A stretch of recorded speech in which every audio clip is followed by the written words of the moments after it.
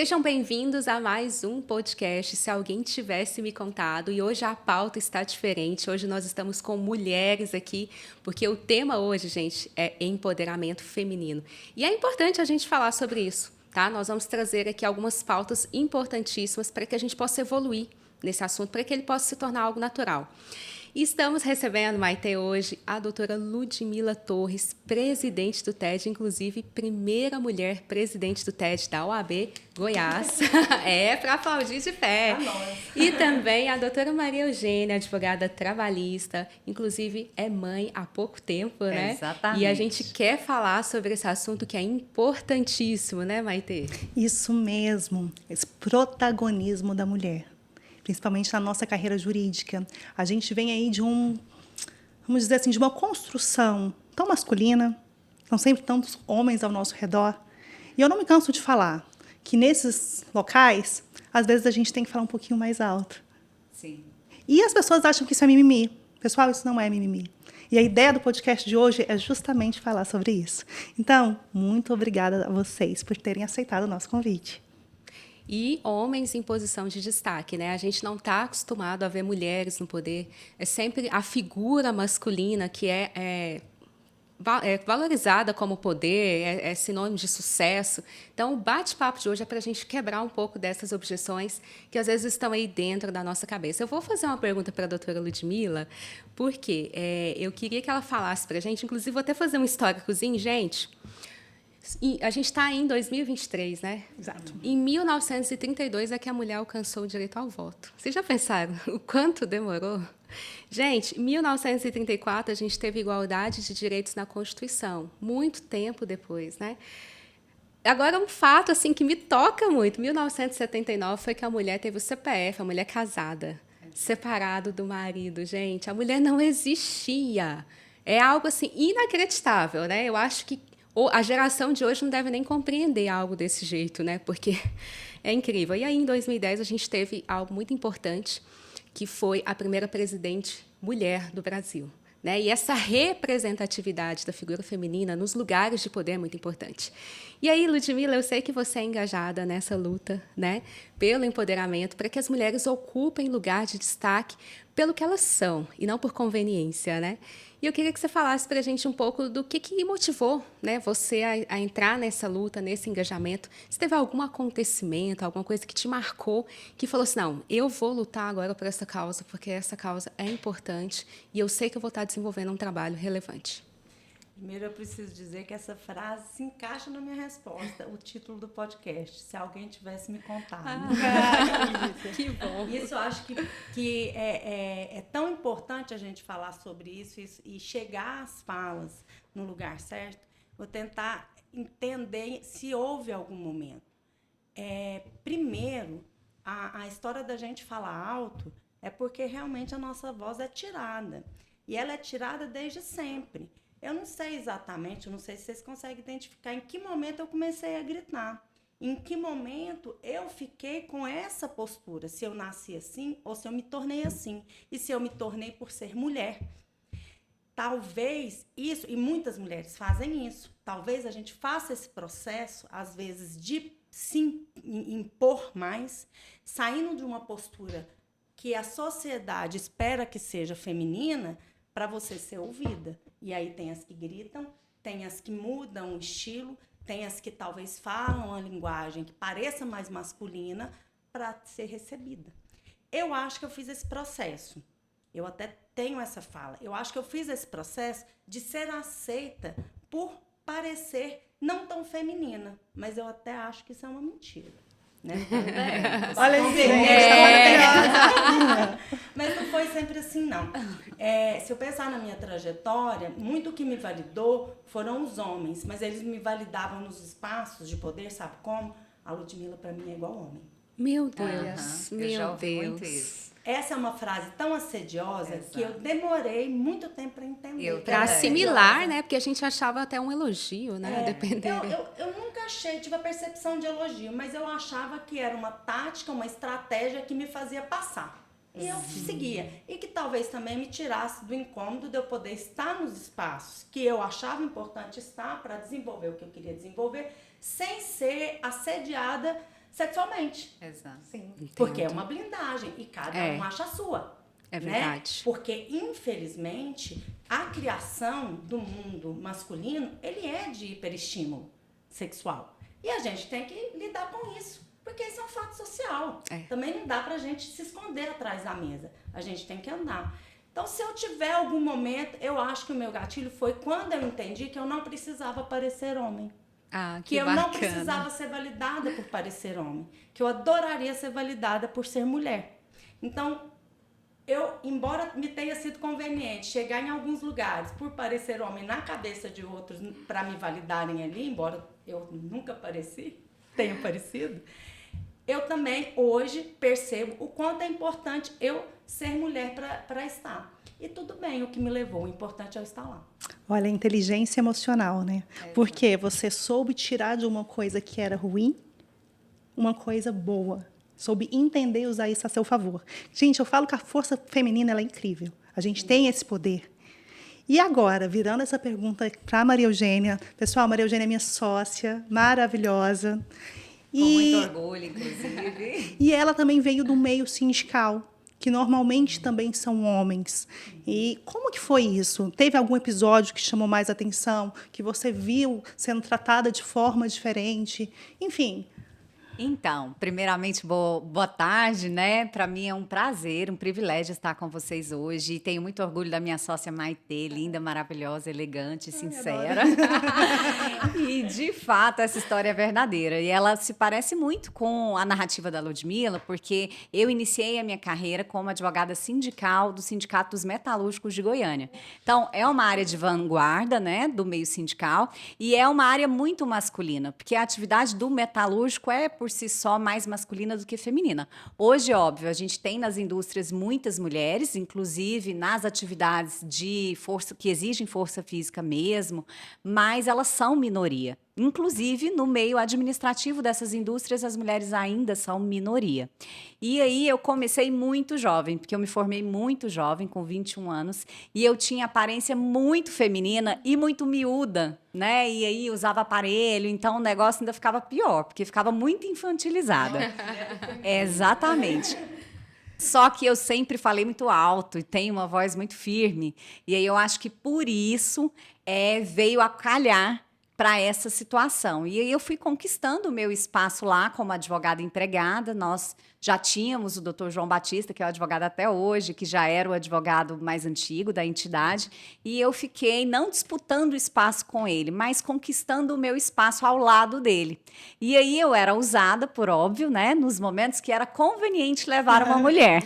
E fui usada, acho que uns 7 anos, até eles deixarem eu participar das assembleias, que eram mais calorosas, que tinha que subir no caminhão, falar, né, no microfone, ou no alto-falante mesmo, com aqueles 500, 800 homens, né, das indústrias, todos reunidos ao mesmo tempo.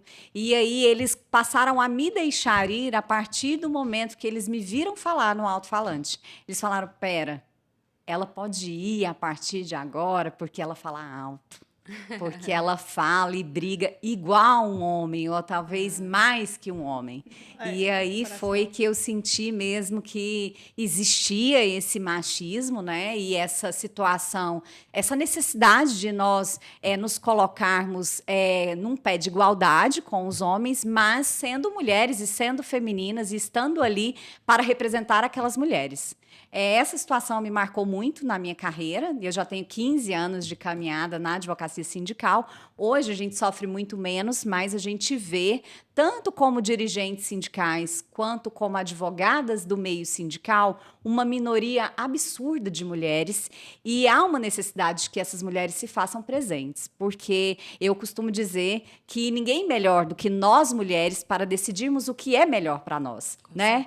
E aí é incoerente você ter um homem à frente da sua categoria profissional para criar normas para serem aplicadas para você, no seu meio ambiente de trabalho, que impactam na sua vida familiar, familiar, na sua vida social. E isso acontece no meio trabalhista, porque nós elaboramos, né, os sindicatos, normas coletivas de trabalho, que vão ali complementar as lacunas da CLT ou suprir, né, o que existe na CLT. E aí eu posso criar normas para compensação de feriado, eu posso criar normas para um enquadramento dessa mulher na projeção da carreira dela dentro da empresa. E se eu não tiver uma mulher ali para decidir na condição de dirigente sindical ou na condição de advogada, eu não sei o que é melhor para ela. Eu vou ficar com o resto que um homem não quis para ele. Com certeza. E a Maria Eugênia estava falando, né? Você num ambiente tão machista, né? Um ambiente eminentemente formado por homens. E toda a história se repete, né? Sempre que alcança alguma coisa é porque teve uma postura parecida com algum homem. E eu queria falar um pouco de representatividade. Eu até queria falar de uma pauta que eu não sei se eu posso falar, que é em relação a... Porque a gente fala do machismo, até eu vou fazer essa pergunta para a Ludmila, porque a gente fala do machismo, mas a gente também tem muitas mulheres que combatem mulheres, né? E eu queria que a Ludmila falasse um pouco dessa minha fala, de como a mulher, às vezes, compete com a mulher, dentro da sua perspectiva, e também falasse da representatividade, porque é muito importante que a gente veja mulheres em lugares de destaque por merecimento, né? E não para cumprir cota. A gente teve eleições anuladas recentemente, porque se colocou mulheres ali para cumprir cota, mas assim, coisas horríveis, né? Usurpação da cota. Exatamente. Né? A cota tem uma função, você está usurpando a função dela para atender o patriarcado. E é uma pena que isso aconteça, mas eu acho que é importante que as mulheres possam ocupar esses lugares de poder, de decisão, até porque elas é quem conhecem a realidade do universo feminino. A mulher, ela é multitarefas, ela é mãe, ela tem dupla jornada, tripla jornada. Bom que a Simone hoje, gente, ela já juntou 3 perguntas em uma. Calma que eu vou terminar, é porque eu sou mulher, gente, eu sou mulher e é assim mesmo. Mas veja, eu queria que você falasse dessa representatividade, porque eu não tenho filhos, mas quanto é bom que a sua filha possa crescer, né, num ambiente em que ela vê mulheres no poder. Sim. E ela pensa, nossa, eu posso? Porque se tem uma mulher ocupando aquele espaço, eu também posso ocupar aquele espaço. Então, bola para frente aí para a Ludmila. É um monte de pergunta. Vou tentar. E vocês vão falando. Vamos ter a gente trocar experiência. Vamos falando. Eu acho que é isso que faz a gente amplificar, entender e cada uma na sua compreensão avançar. Sim. Porque eu acho que a única certeza que eu tenho mesmo sobre essa pauta é que a gente não pode retroceder. Né? A cota é um caminho, paridade é outro caminho, mas não é o fim, né? Eu falo que o fim, outro dia eu escutei uma secretária municipal falando assim, inclusive da mulher, falando que ela não quer a igualdade das mulheres, porque são desiguais. E a fala dela estava certa dentro da perspectiva que ela queria colocar, só que não ficou audível, porque eu entendo que o que nós queremos é igualdade. As desigualdades, elas são fatos. Mas a igualdade que a gente quer é de oportunidade. Sim. E para ter igualdade de oportunidade, a gente tem que entender a desigualdade para chegar todo mundo no mesmo lugar de igualdade. Então, isso é uma caminhada. Mas sobre a provocação, eu realmente não gosto desta fala. Não acho que as mulheres competem e derrubam mulheres. Quem derruba é o patriarcado. Eu sei que tem muita gente que não gosta dessas palavras, mas ela é, de fato, cientificamente, o que demonstra o que é. A gente vive o machismo estrutural. Quando a gente fala isso, parece, se a gente ficar desapercebido, que isso é uma questão do homem. Não é. É da sociedade. E a sociedade é uma convivência compulsória. Você não tem opção. Você pode escolher se você casa ou não, se você é solteiro ou não, se você vai ter uma família no pessoal, se você vai viver aqui ou ali. Você pode até viver numa ilha deserta, mas compulsoriamente você vai ter que viver socialmente para adquirir alguma coisa que você precise. Com certeza. Então, a convivência é compulsória. Então, nós não estamos, embora pareça, em guerra. Exato. Né? A gente está na caminhada. Nós não estamos em guerra. Muito menos nós mulheres. Então, eu prefiro que a gente fale e reverbere mais sobre sororidade. Que a gente entenda e compreenda a sororidade. Isso eu sempre tive com pessoas. Eu acho que todo mundo que eu posso puxar, se eu estou aqui, eu quero puxar. E não quero que ninguém pise em mim. Não, independente de puxar. Então, assim, eu quero sempre seguir, certo? Mas é tão mais fácil se alguém dá a mão. Claro. Sim. E se tem alguém que eu estou olhando para cima que pode me dar a mão. E quantos já me deram? quantas já me deram, de uma forma ou de outra. Então, eu entendo que essa fala tira de nós a percepção do que nós estamos falando. Machismo, ele não é só do homem, ele é da mulher, Às vezes ele é até da mais, igreja, ele é do ateu, entendeu? Ele é do cientista, ele está em todo lugar. Sim. Ele não tem cara, cor, ideologia. É um fato social, sabe? Então, eu não gosto dessa fala porque a gente repete esse machismo estrutural. As mulheres não competem entre si. Os homens competem entre si e ninguém fala isso. Isso não é um fato de gênero. Sim. Isso é um fato humano. Às vezes, uma deformidade de compreensão de como que você pode viver essa compulsoriedade de convivência social de uma forma saudável. Aí a gente tem que andar com a sociedade para ela não adoecer as pessoas. Porque, no final, quando a gente deixa essa estrutura de gênero continuar seguindo, nós estamos adoecendo a sociedade. Quando uma mulher repete isso e ela cria e forma esse padrão para quem ela está colocando à frente, ela está insistindo em fomentar essa sociedade. Aí não é só a gente que adoece, são os homens também. Sim. Entendeu? Não adianta a gente criar uma menina feminista e um rapaz machista dentro da mesma casa. Sim. Que é uma realidade da sociedade brasileira, que insiste em dar uma criação para o menino e outra para a menina.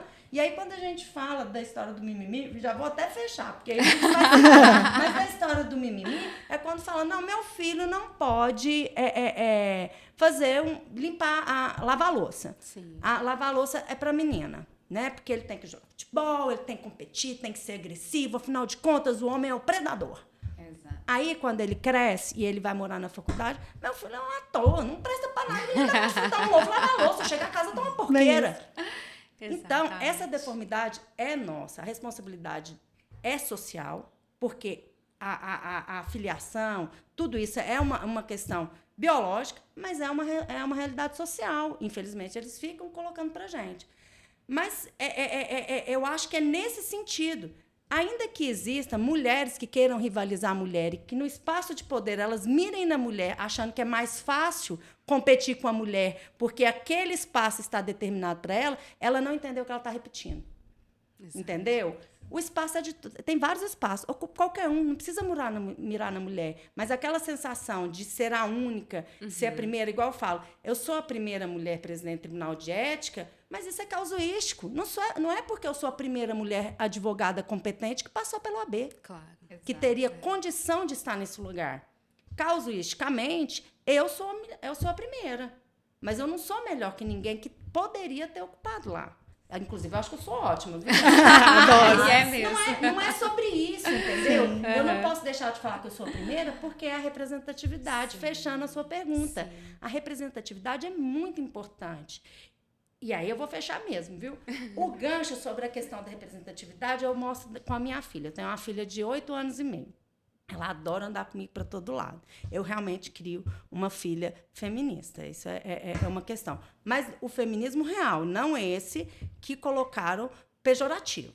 Né? Que é um problema, né? Igualdade, porque acaba um problema. distorcendo uma a ideologia. Sim, eu entendo pela igualdade. Eu não entendo pela destruição de qualquer que seja. Eu não quero espaço de ninguém. Eu quero condições de disputar espaços. Né? Aí eu levei ela na ordem, e aí tem a galeria de presidentes, né? Isso. E aí ela olhou assim, eu falei assim, que ela falava, queria conhecer como é que é a sala, o gabinete do rapaz, esse é o Lara, que ela escuta muita gente conversando. Aí eu falei, aqui que ele fica, vamos olhar aqui, aqui são todos os presidentes que já foram presidente da OAB, minha filha. Ela olhou para mim, procurou. Mas só tem uma mulher. E tem uma mulher, viu? Porque ela assumiu interinamente quando teve uma passagem. E aí eu expliquei, eu falei, filha, mas ainda não é dessa forma que nós temos que chegar, porque ela não chegou pela eleição direta, embora seja também legítima, e por isso ela está lá, né? Mas, enfim, aí eu não vou adentrar o sistema, mas eu achei incrível, que eu nunca tinha comentado isso com ela. A percepção genuína e ela dela. teve essa... Ela, na hora. Aí a gente está fazendo a diferença. E aí eu não falei para ela, tá vendo que a gente... Eu falei, filha, sabe o que está acontecendo?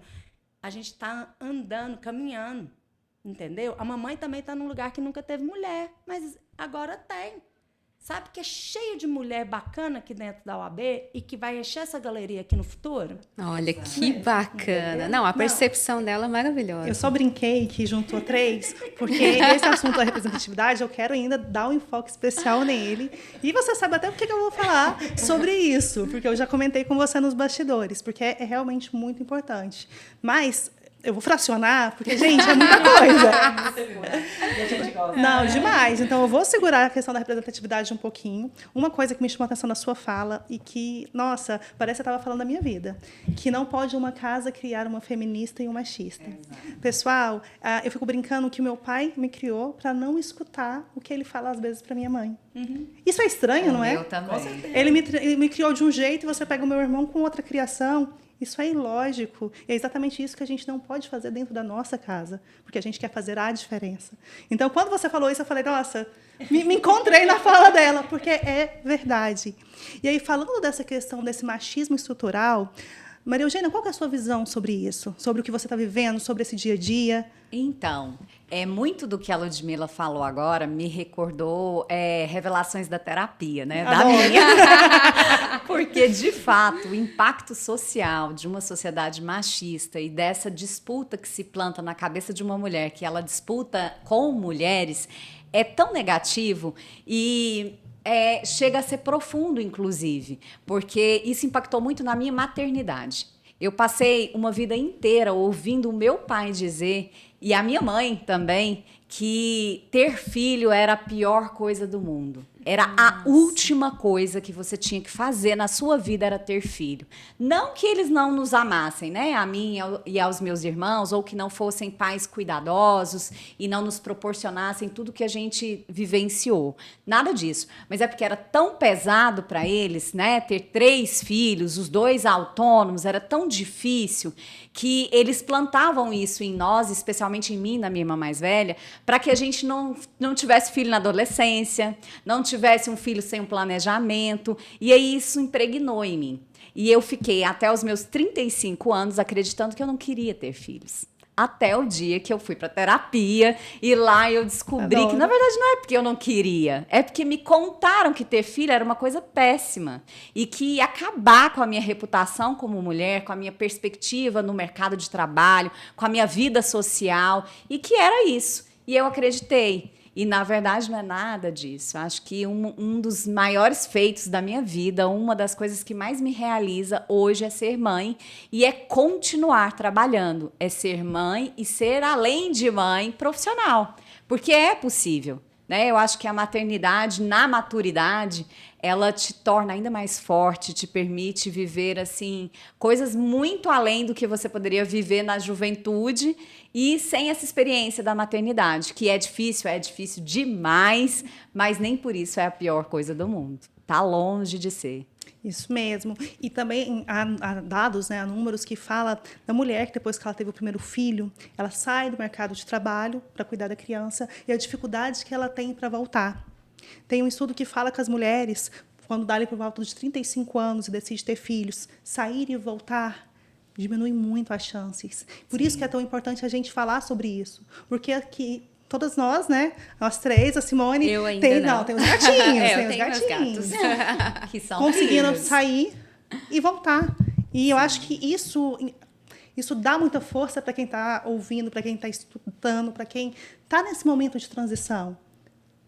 E aí eu queria que vocês falassem sobre isso. Me conta, Ludmila, a como Ludmila foi? também é mãe, e é importante que a gente veja histórias de sucesso, porque isso que a Maria Eugênia falou é basicamente o que a Ludmila estava falando sobre a repetição, né? O quanto a gente repete o machismo e o quanto, às vezes, fica impregnado e impede que a gente tenha uma mudança. Então, quebrar esse paradigma é muito importante. Quando a gente fala do filho, a ideia que se passa, eu não tenho filho, gente, mas eu acho muito bacana quem tem, eu só acho que eu não me encontrei ainda na maternidade.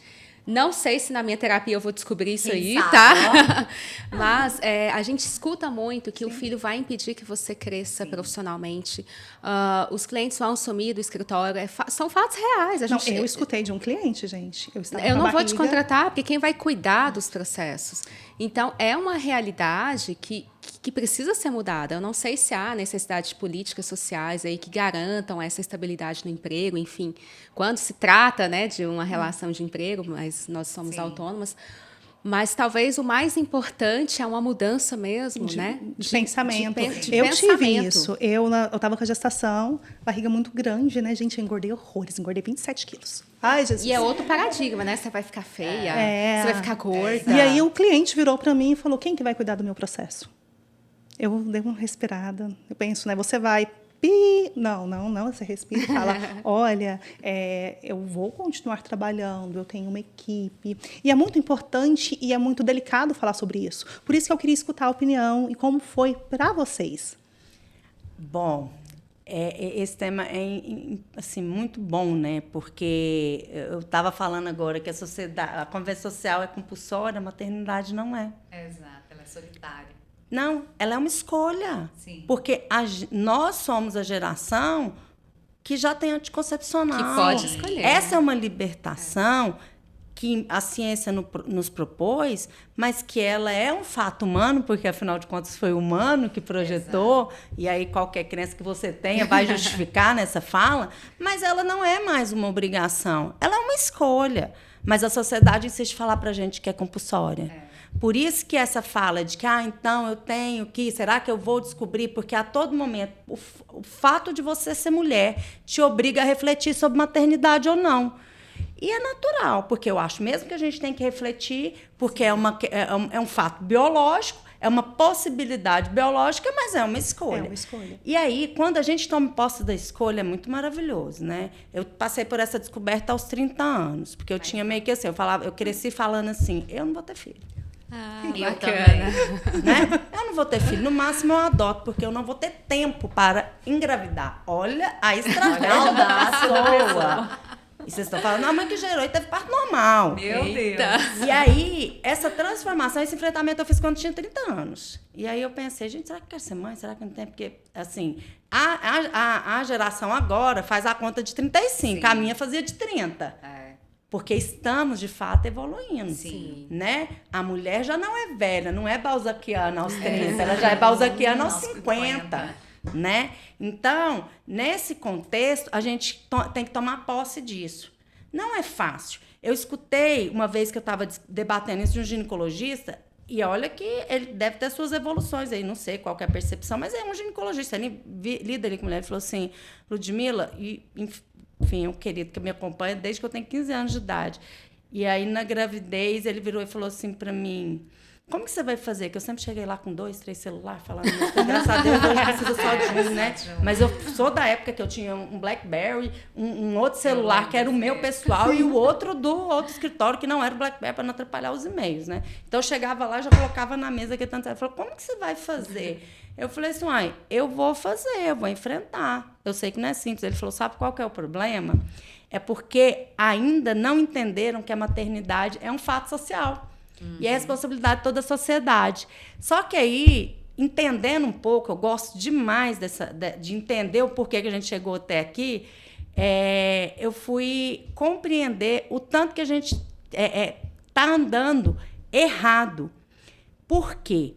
Na Constituição de 88, onde houve uma insistência de se incluir que homens e mulheres são iguais, bastava dizer todos. Era o que se dizia à época. Por que se insistiu de homens e mulheres? Havia um grupo de mulheres que era assim, vinda dessa geração que ganhou a liberdade pelo anticoncepcional, que eram mães, enfim, aí tem histórias de todo tipo, elas estão aí fazendo ainda a transformação, né? Elas criaram uma coisa que chama Lobo do Batom, para inserir a mulher na Constituição. Por isso que a palavra mulher aparece muitas vezes.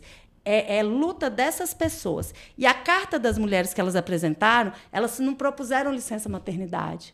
Foi licença de parentalidade. Olha. Excelente. Você tem noção da diferença do que é isso? E da evolução Porque sobre dessas nós recai a responsabilidade exclusiva da maternidade. De todos os lados que você olhar, mas eu não vou nem abrir esse caminho aí. Mas eu confesso que eu fui me deparar com esse estudo há pouco tempo, mas eu já falava há alguns anos atrás nas minhas palestras sobre direito de família que a gente precisava conversar sobre licença parental. Sim. Parar de chamar de licença maternidade, porque é nesse lugar que coloca a gente na hora que a gente vai discutir, por exemplo, os alimentos, na hora que a gente vai discutir o direito trabalhista, entendeu? Quão revolucionário é um homem pedir o gozo da licença maternidade? Pois é. Porque a licença não é da mãe.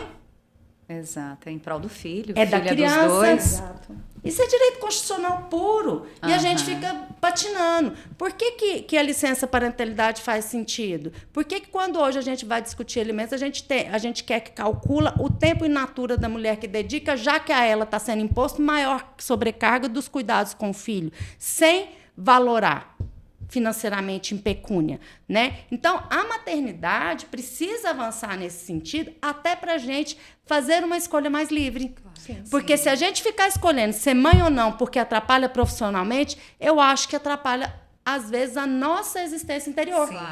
O exercício pleno da nossa feminilidade.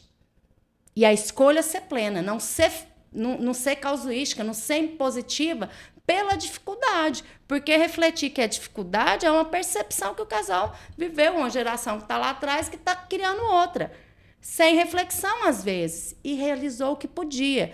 Por isso que eu falei que eu me proponho a falar sobre isso, porque se eu cheguei até aqui, eu vou repetir, passar para frente sem refletir, eu não vou estimular a minha filha a refletir, quem estiver perto de mim refletir.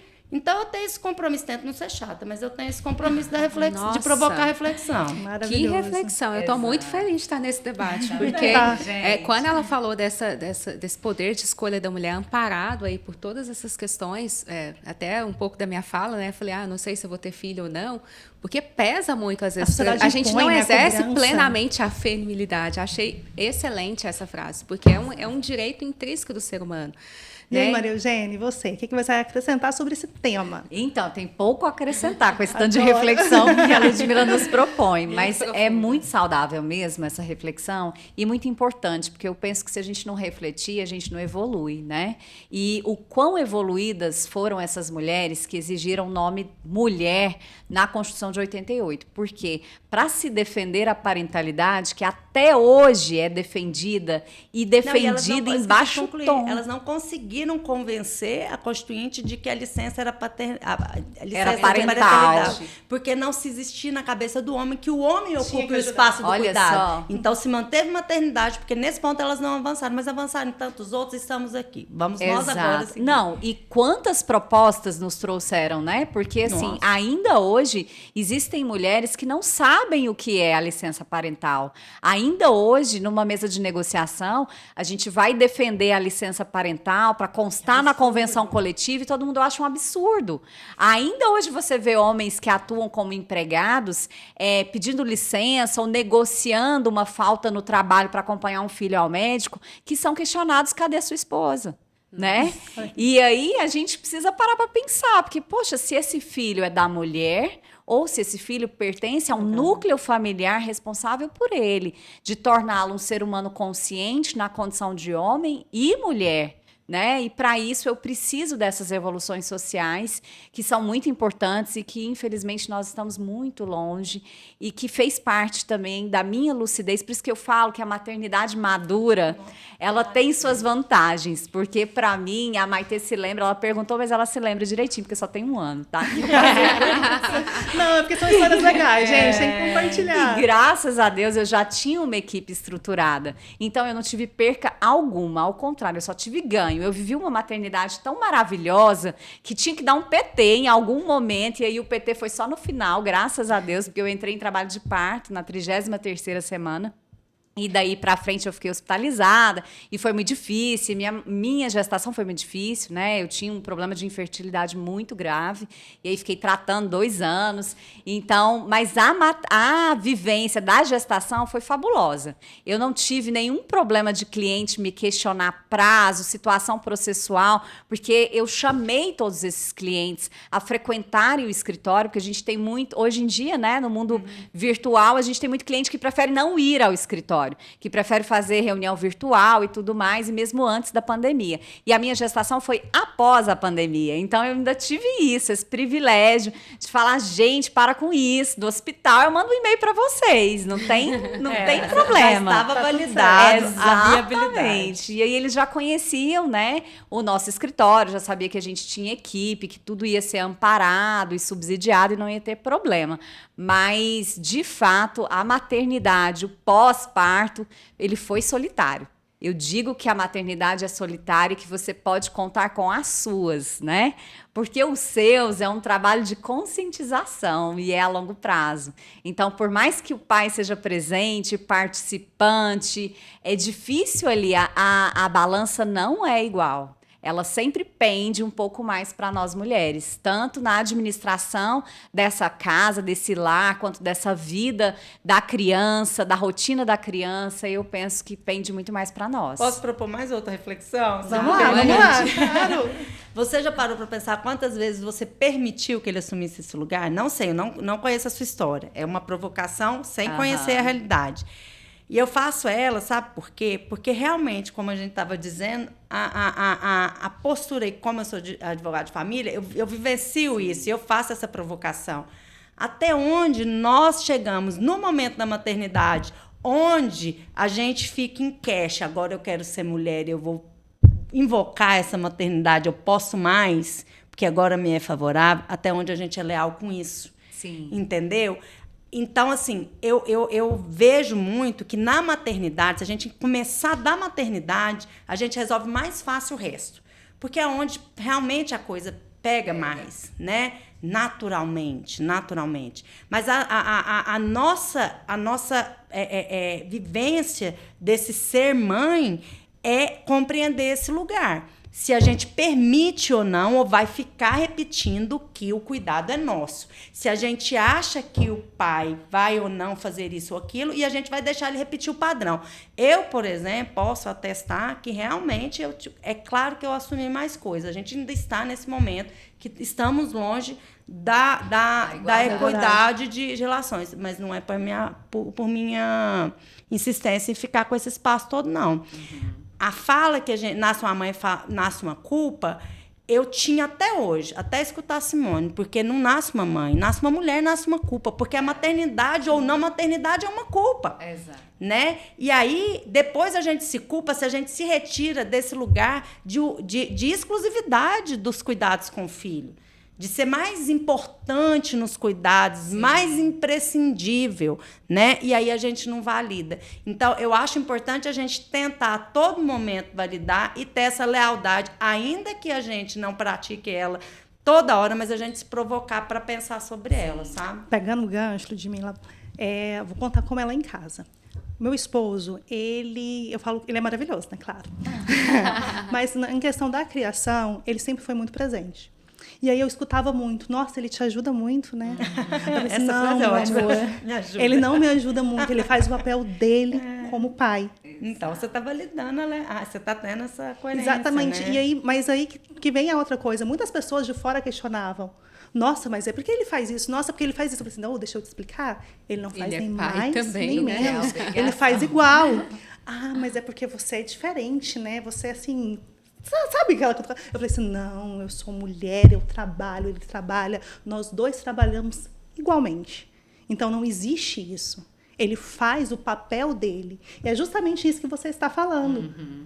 É a gente não retirar e não permitir, é convocar. Aí, eles estão em evolução, a gente tem que convocar ele para esse lugar. Porque se a gente ficar nessa postura de que não, pode deixar, então você não vai fazer, não, então eu faço. Deixa fazer. Não é do seu jeito. Deixa fazer do jeito dele, né? Que é o mais. Deixa fazer. Valida. Como é que você faz depois? Nos processos de separação é muito fácil a gente entender quando isso vai acontecer. Fica aquela briga. Não, tem que ficar mais comigo, porque senão não é isso, cada um nas suas percepções. Mas a mulher fala, não. Eu que vou ficar. E por várias vezes eu vivencio homens que falam, não, eu quero participar do mesmo tanto. Por que eu só posso ser final de semana? Não sei o quê, não sei o quê. Aí ela fala, não, mas eu não aceito, porque não sei o quê. E aí ele vai pegar a guarda. Eu falo, espera só um minuto. Começa isso, 6 meses que você vai pedir, pelo amor de Deus, Pra pra ele ele pegar na ganhar. terça, na quarta, na escola e Exatamente. ajudar. Sabe por quê? Porque você vai se perceber repetindo um padrão. Você vai querer caminhar. Mas eu fiz uma defesa, a gente quase não vê pais querendo assumir essa posição. E eu achava super estranho, porque eu não sou advogada hoje de família, mas eu tive processo lá no início da minha advocacia.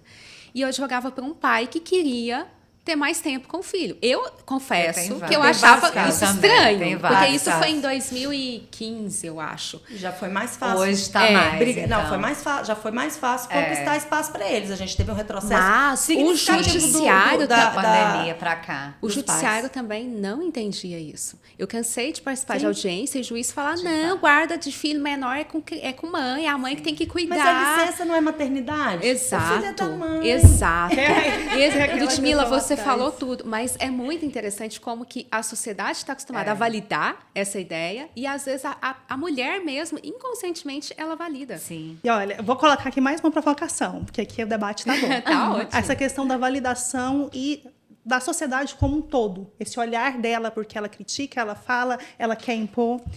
Eu tenho uma filha, gerada, amada, apaixonada. O segundo filho eu decidi não ter. Vai ter, eu quero adotar. Então, eu e meu esposo, a gente está no processo de adoção. Que eu escutei virar e falar, mas você tem algum problema? Não, mas é porque você está doente, é porque você não consegue gerar.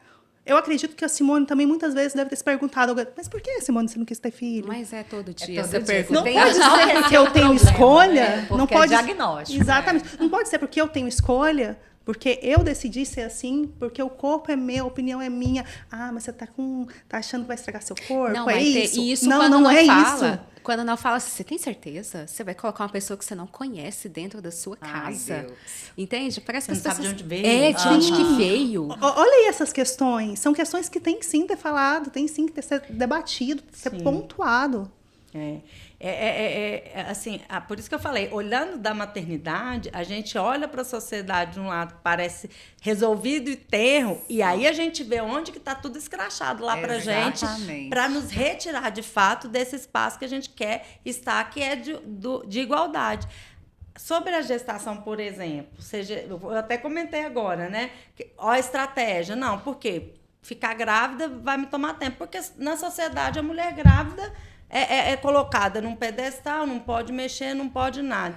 E vou te falar, a vida foi tão engraçada comigo para me mostrar que tudo é fato e você que lida com o fato e não pode ficar dramatizando, que eu tive descolamento. Eu passei 3 meses na cama. Meu Deus. Entendeu? Porque quando a gente se retira no final da gravidez, a gente Sim. tem a gravidez para planejar. Eu fiquei grávida e descobri muito rápido, com 1 semana, tive um sangramento mínimo. Nossa. E aí eu já sabia que estava grávida. Fui no médico, ele falou assim: você tem 95% de chance de que você vai perder. É natural, é normal, tranquilo, é descolamento e tal. Tá tudo certo, mas é mais normal do que você pensa. Não, eu sei que é, né? Enfim. Eu falei assim, mas o que é que eu tenho que fazer Pra para manter. contribuir? Né? Porque a minha postura foi essa. O que eu tenho que fazer para contribuir para dar certo? Ele falou assim, tomar o remédio e ficar de cama. Eu falei, mas o que é ficar de cama? Ele falou, é da cama para o banheiro, do banheiro para a mesa para comer, e não é para ficar no sofá, não. Eu falei, e aí como que eu faço? Ele falou, computador, seus BlackBerry, seu celular, né? E o computador, notebook. Senta na cama e vai se virar. Porque se é isso que se você quer mesmo contribuir, o que você tem para fazer é isso, sabe? E assim, e aí tem que enfrentar. Não é dramatizar, ai, tá vendo? Eu sou mulher, vai me atrapalhar. Foi difícil, porque eu tinha audiências importantes. O cliente ficou desgastado, porque fazia questão da minha presença. Sim. Eu fui em audiência nesse estado, né? E é um estado emocional que requer cuidado. Mas eu assumi a decisão. Escutei do médico, assumi a decisão. Falei, eu não posso dirigir, você me leva, eu vou. Fui despachar algumas vezes. Eu remanejei, mas eu não dramatizei.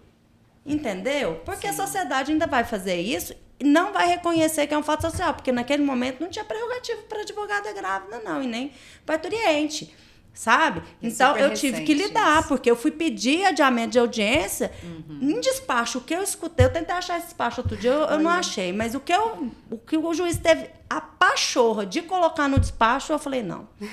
E nesse momento eu não consegui ter essa postura que eu tenho aqui de brigar pelo direito da minha filha. Exato. Da vida. De quão fragilizada Porque eu estava emocionalmente colocando a gente vida da minha filha em fica. risco, sabe? Fazendo os atos. Só que aí não tinha tido ainda pandemia, a gente não tinha experimentado Eu fui outras privilegiada coisas. Então, demais, gente. não adianta Foi, lamentar. amiga, Não adianta foi. lamentar, entende? Quando eu olho pra hoje, ainda que eu penso, nossa, mas aquela Ludmilla podia ter brigado mais. Mas eu olho para hoje que tantas Ludmillas devem ter passado Sim, por isso e e usufruíram conseguiram desse direito. brigar de alguma forma, porque querendo ou não a oposição a gente faz, que hoje já tem legislação para isso. Sim. Né? Você não precisa ficar justificando, não, mas eu sou a única advogada, mas o cliente precisa de mim. Não, é direito. A gente tinha que pedir, pelo amor de Sim. Deus, para sustentar. E até pouquíssimo, primeiro. né?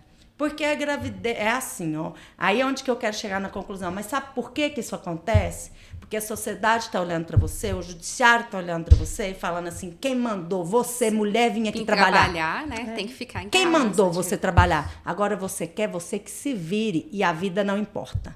Porque Nossa. provavelmente esse judiciário não deve ter nascido de uma mulher. Né? Ai, maravilhoso, Ludmilla, é bem isso mesmo. E a gente está caminhando aí para os 45 minutos do nosso podcast. Só que eu tenho que voltar na questão da representatividade. Sim. Eu falei que eu ainda ia voltar. Por quê? Eu já fui juíza do TED. Simone hoje está. A gente está aqui com a presidente. Maravilhosa. E quando eu fiquei sabendo que seria uma mulher, eu não a conhecia. Eu acho que foi num baile do Rubi, se eu não me engano. Acho que foi até num evento de mulheres. Foi- Dia das mulheres. foi no Dia das Mulheres, Foi no lá Dia na das OAB. mulheres, não E aí eu OAB. virei Tá para ela casada, e tá falei, casada. gente, se eu soubesse que seria uma mulher a presidente, alguém eu não tivesse teria me saído. contado. Se alguém tivesse me contado. Porque, assim, eu vivi várias situações de machismo. Eu sei que eu poderia ter tido outra postura, talvez mais firme, talvez... Só que eu também estava um pouco cansada. Toda hora Porque que a gente se quer afugenta às lutar, vezes, não. é. Não, e às vezes você tá difícil. cansada, às vezes você tá assim, olha, eu tava com foco, a minha filha, enfim, vários problemas. E isso é muito importante, porque ver alguém ali na frente dá força pra gente chegar. E eu imagino que você deve também ter enfrentado e vem enfrentando brilhantemente, como juíza no TED, vários percalços, vamos assim dizer. Como que está sendo essa experiência? Nossa, como tem sido rica. É claro que imediatamente a gente precisa se validar. Todo mundo precisa em ambientes políticos de poder, isso é natural, mas óbvio que eu não vou dizer que não é mais difícil para uma mulher. É mais difícil.